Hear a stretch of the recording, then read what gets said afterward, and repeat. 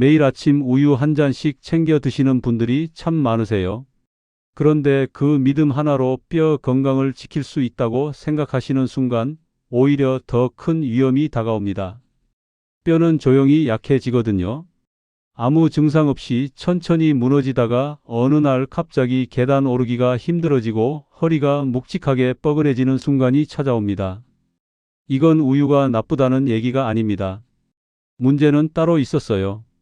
바로 흡수율입니다. 칼슘을 아무리 많이 드셔도 우리 몸이 받아들이지 못하면 아무 소용이 없거든요. 특히 60대 이후에는 소화 능력이 떨어지면서 우유 속 칼슘을 제대로 흡수하기가 더 어려워집니다. 뼈는 조용히 약해집니다. 아무 증상도 없이 천천히 무너져요. 어느 날 갑자기 계단 오르기가 힘들어지고 허리가 뻐근해지고 무릎이 시큰거리기 시작합니다. 그때야 뭔가 잘못됐다는 걸 알아채죠. 하지만 그땐 이미 뼈 밀도가 상당히 낮아진 상태예요. 제가 가장 충격을 받았던 순간이 있습니다. 매일 우유를 꼬박꼬박 드시던 67세 분이 화장실에서 단 한 번 미끄러지면서 고관절이 부러졌던 일이었어요. 그분은 정말 성실하게 뼈 건강을 챙기셨는데 말이죠. 많은 분들이 칼슘 양만 따지십니다. 하지만 진짜 중요한 건 우리 몸에 얼마나 흡수되느냐입니다. 아무리 많이 드셔도 몸이 받아들이지 못하면 소용이 없거든요. 오늘 영상에서는 우유보다 흡수율이 훨씬 높은 3가지 음식을 알려드리겠습니다. 이 음식들은 우리 주변에서 흔하게 구할 수 있고 특별한 조리법도 필요 없습니다. 단 한 숟가락만 추가해도 뼈를 다시 채울 수 있어요. 요즘 허리나 무릎이 자주 시큰거리시나요? 계단 오를 때 다리에 힘이 예전 같지 않으신가요? 그렇다면 이 이야기 꼭 들어보세요. 이제 본격적으로 함께 살펴보겠습니다. 얼마 전에 제 이모이신 68세 퇴직 교사 박영숙님 이야기를 꼭 해드리고 싶습니다. 이모는 정말 건강에 신경 쓰시는 분이에요. 매일 아침 우유 한 잔, 저녁에도 우유 한 잔씩 꼬박꼬박 드셨거든요. 칼슘 챙긴다고 20년 넘게 지키셨던 습관이었습니다. 그런데 어느 날 새벽 화장실 가시다가 바닥에 물기가 조금 있었나 봐요. 그냥 살짝 미끄러지셨는데 그 순간 고관절이 부러졌습니다. 응급실에 가서 검사를 받아보니 골밀도 수치가 생각보다 훨씬 낮았어요. 이모는 정말 속상해 하셨습니다.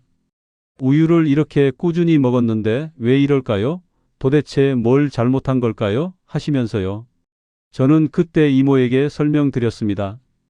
우유에 칼슘은 충분히 들어있지만 우리 몸이 실제로 흡수하는 비율은 생각보다 높지 않다고요. 게다가 나이가 들면 소화 능력도 떨어지고 다른 영양소가 부족하면 칼슘만 따로 흡수되지도 않는다고 말씀드렸습니다. 이모는 그날부터 식습관을 바꾸기 시작하셨어요. 우유 대신 제가 추천해드린 흡수율 높은 음식들을 몇 끼 한 가지씩 넣으셨습니다. 통깨를 밥에 뿌리고 깻잎 무침을 반찬으로 챙기고 뱅어포를 간식처럼 드시기 시작했죠. 처음엔 반신반의 하셨는데 6개월쯤 지나니까 골밀도 수치가 조금씩 올라가기 시작했습니다. 더 놀라운 건 몸의 변화였어요. 아침에 일어날 때 허리가 덜 뻐근하다고 하시고 계단 오를 때도 예전보다 다리에 힘이 생긴 것 같다고 하시더라고요. 이모는 지금도 그 습관을 계속 지키고 계십니다. 이 이야기를 통해 우리가 놓치고 있던 진짜 문제를 보게 됩니다. 이런 중요한 정보를 더 많은 분들이 알 수 있도록 구독과 좋아요 부탁드립니다. 끝까지 보시면 왜 지금 바로 식습관을 바꿔야 하는지 확실히 알게 되실 겁니다. 이제 우리 일상 속에서 뼈를 회복시키는 음식들을 하나씩 짚어보겠습니다. 우유보다 흡수율이 높은 뼈 회복 음식 3가지를 지금부터 자세히 알려드리겠습니다. 이 음식들은 우리 주변에서 쉽게 구할 수 있고 특별한 조리법이 필요 없어서 오늘 당장 시작하실 수 있습니다. 30년간 수많은 분들의 식단을 분석하고 개선해온 결과 이 3가지 음식이 가장 효과적이라는 걸 확인했습니다. 먼저 통깨 이야기부터 시작해 볼까요? 통깨는 우리 식탁에서 흔히 볼 수 있는 재료지만 대부분 양념 정도로만 생각하십니다. 하지만 통깨는 칼슘의 보고예요. 통깨 한 큰술, 그러니까 약 9g 정도에 약 90mg의 칼슘이 들어 있습니다. 이게 얼마나 많은 양이냐면 우유 100ml에 들어있는 칼슘과 비슷한 수준입니다. 여기서 핵심은 흡수율입니다. 한국영양학회에서 발표한 자료를 보면 통깨의 칼슘 흡수율은 껍질째 먹었을 때 40% 이상으로 나타났습니다. 우유의 칼슘 흡수율이 약 30% 전후인 걸 감안하면 10% 정도 더 높은 거죠. 왜 그럴까요? 통깨에는 칼슘뿐만 아니라 마그네슘과 아연, 구리 같은 미네랄이 함께 들어있어서 서로 시너지 효과를 내기 때문입니다. 특히 마그네슘은 칼슘이 뼈에 침착되는 걸 도와주는 중요한 역할을 합니다. 칼슘만 많이 드셔도 마그네슘이 부족하면 뼈에 제대로 쌓이지 않아요. 통깨는 칼슘과 마그네슘의 비율이 2:1 정도로 이상적이어서 먹는 즉시 흡수가 잘 됩니다. 실천 방법은 정말 간단합니다. 하루 3번 식사마다 한 큰술씩 밥이나 나물에 뿌려 드시면 됩니다. 밥을 지을 때 통깨를 넣어도 좋고 다 지은 밥 위에 뿌려 드셔도 괜찮아요. 나물 무침에 참기름과 함께 통깨를 넣으면 고소한 맛도 좋아지고 영양도 배가 됩니다. 들기름과 함께 드시면 오메가3 지방산이 칼슘 흡수를 더 높여줍니다. 여기서 주의하실 점이 있습니다. 시중에서 파는 참깨 중에 껍질을 벗긴 제품이 있는데 이건 피하셔야 해요. 칼슘의 대부분이 껍질에 들어있거든요. 껍질을 벗기면 칼슘 함량이 절반 이하로 뚝 떨어집니다.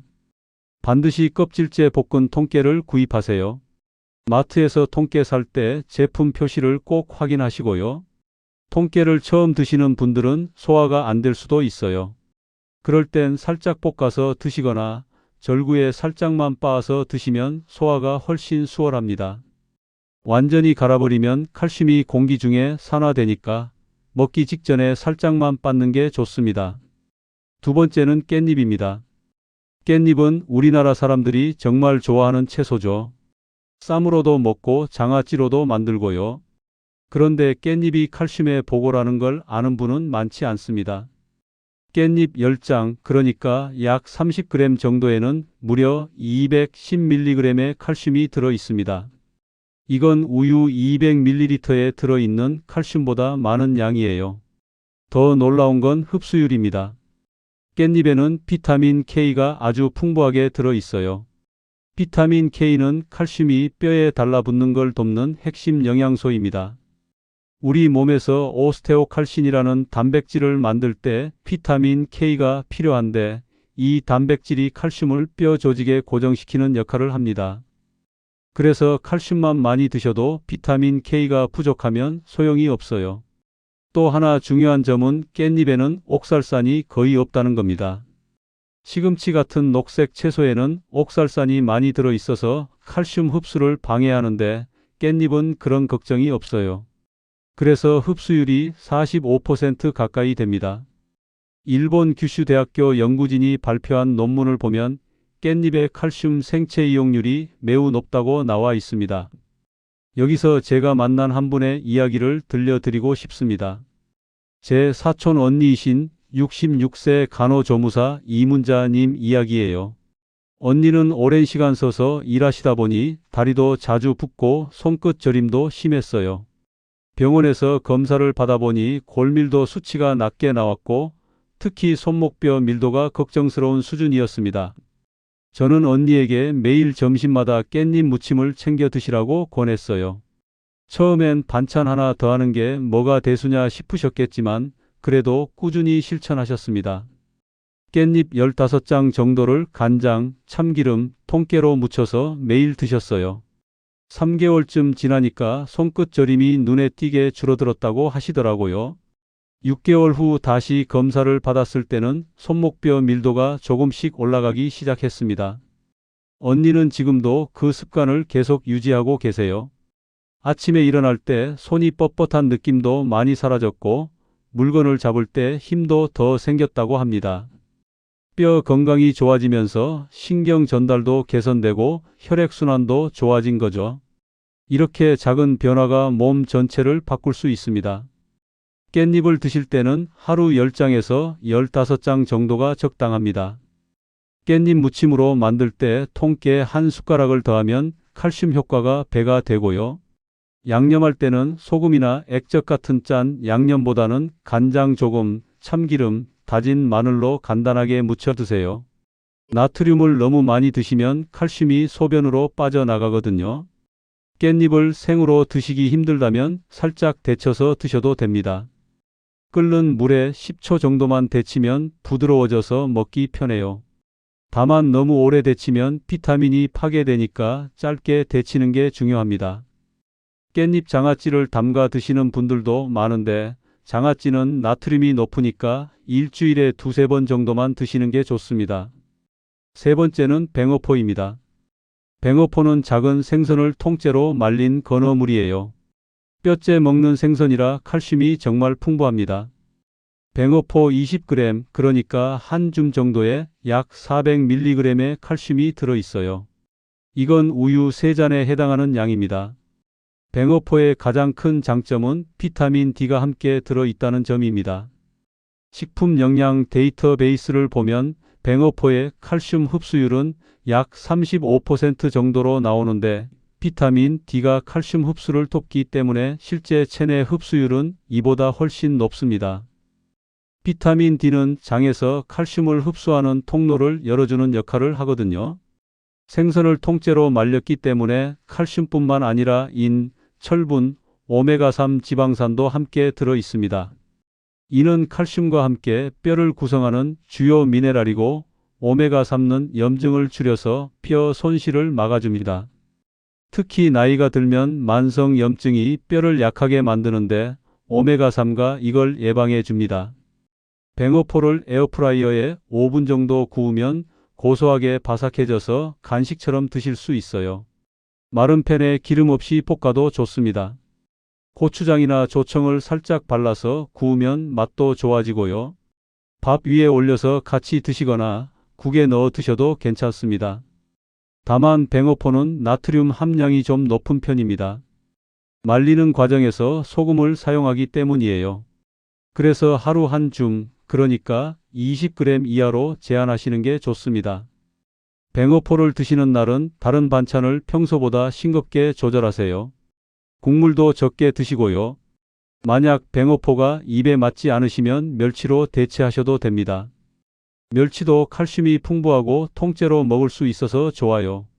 건새우도 좋은 선택입니다. 중요한 건 작은 생선을 뼈째 드시는 거예요. 이렇게 세 가지 음식, 통깨와 깻잎, 뱅어포만 식단에 추가해도 칼슘 흡수율이 확실히 달라집니다. 통깨는 밥에 뿌리고 깻잎은 반찬으로 챙기고 뱅어포는 간식이나 반찬으로 활용하시면 하루 3끼 자연스럽게 칼슘을 채울 수 있어요. 이 세 가지를 다 드시면 하루 필요한 칼슘의 70% 이상을 채울 수 있습니다. 여기서 한 가지 더 말씀드리고 싶은 게 있습니다. 만약 통깨가 소화가 안 되신다면 멸치가루를 활용하셔도 좋아요. 멸치를 곱게 갈아서 밥에 섞으면 통깨와 비슷한 효과를 볼 수 있습니다. 깻잎이 구하기 어렵거나 입맛에 안 맞으시면 시금치나 케일 같은 녹색 채소로 대체하실 수 있어요. 다만 시금치는 데쳐서 옥살산을 제거한 후 드셔야 합니다. 중요한 건 매일 꾸준히 드시는 겁니다. 하루 이틀 먹는다고 뼈가 좋아지는 게 아니에요. 최소 3개월 이상 꾸준히 드셔야 몸에서 변화를 느낄 수 있습니다. 6개월 정도 지나면 골밀도 검사에서도 수치 변화가 나타나기 시작합니다. 여러분, 우리 몸은 거짓말을 하지 않습니다. 좋은 걸 꾸준히 먹으면 반드시 좋아지고 나쁜 걸 계속 먹으면 반드시 나빠집니다. 지금부터라도 식습관을 바꾸시면 충분히 회복할 수 있어요. 이제 이 음식들을 뼈에 제대로 붙잡아두는 구체적인 방법을 함께 정리해 보겠습니다. 칼슘을 아무리 많이 드셔도 흡수되지 않으면 의미가 없습니다. 이제부터는 칼슘 흡수를 높이는 생활 습관 5가지를 자세히 알려드리겠습니다. 이 습관들을 함께 실천하시면 같은 음식을 먹어도 뼈의 반응이 완전히 달라집니다. 첫 번째로 햇볕 노출이 정말 중요합니다.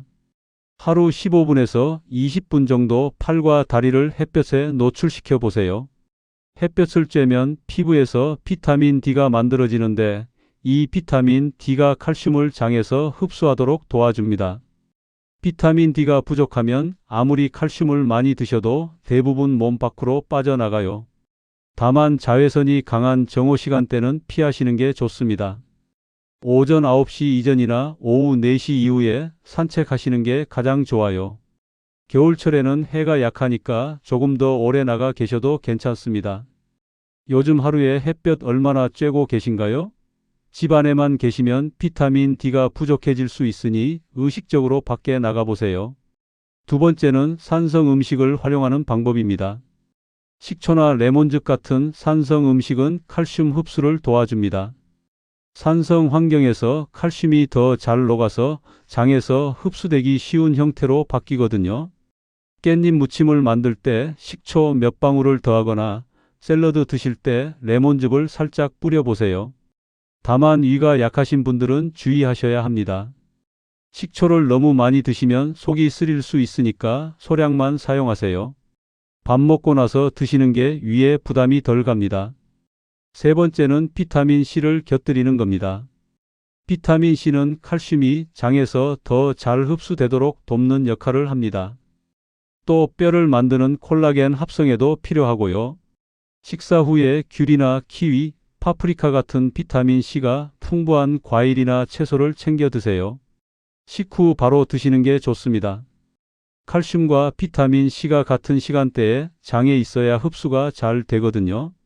식후 과일은 어떤 걸 가장 자주 드시나요?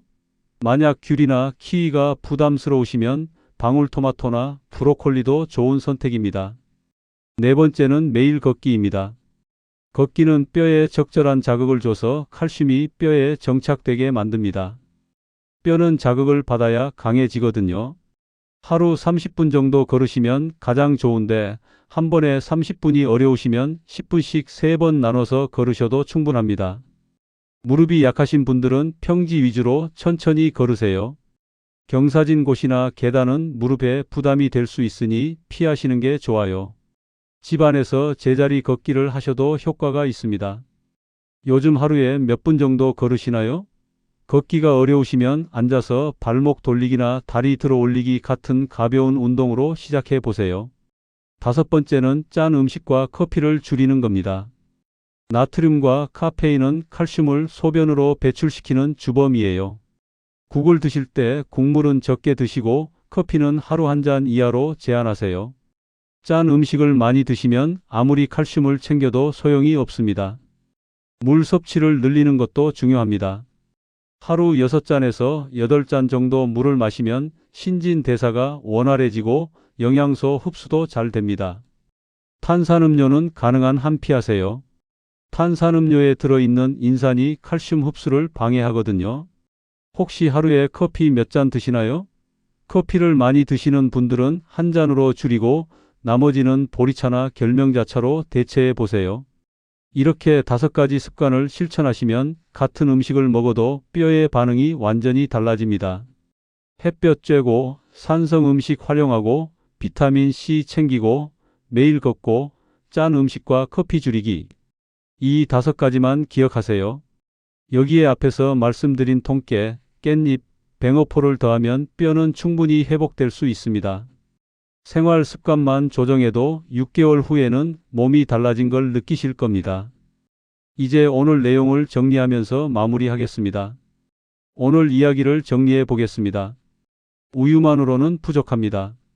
칼슘은 양보다 흡수율이 중요하고 나이가 들수록 흡수 능력이 떨어지기 때문에 더욱 신경 써야 합니다.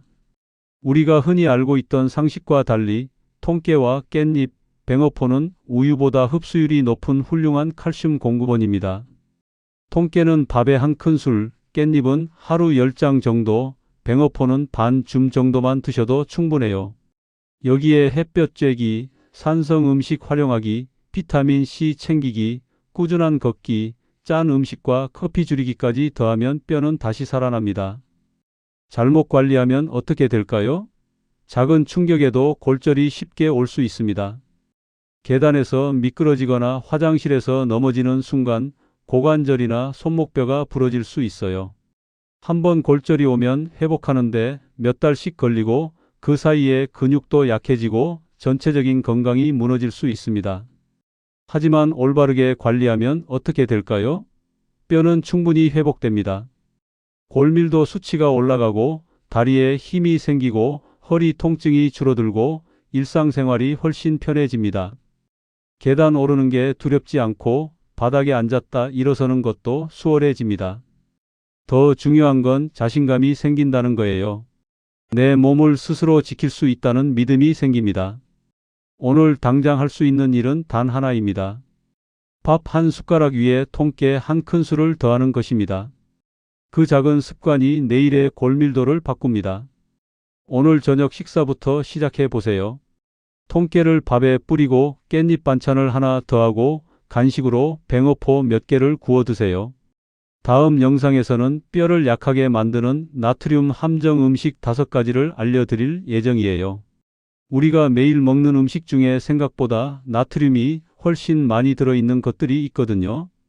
그것만 피해도 칼슘 배출을 크게 줄일 수 있습니다. 공감되셨다면 좋아요와 구독으로 함께 해주세요. 그리고 댓글에 이렇게 남겨주세요. 오늘부터 통깨밥 시작합니다. 그 다짐이 여러분의 뼈를 지키는 첫걸음이 될 겁니다.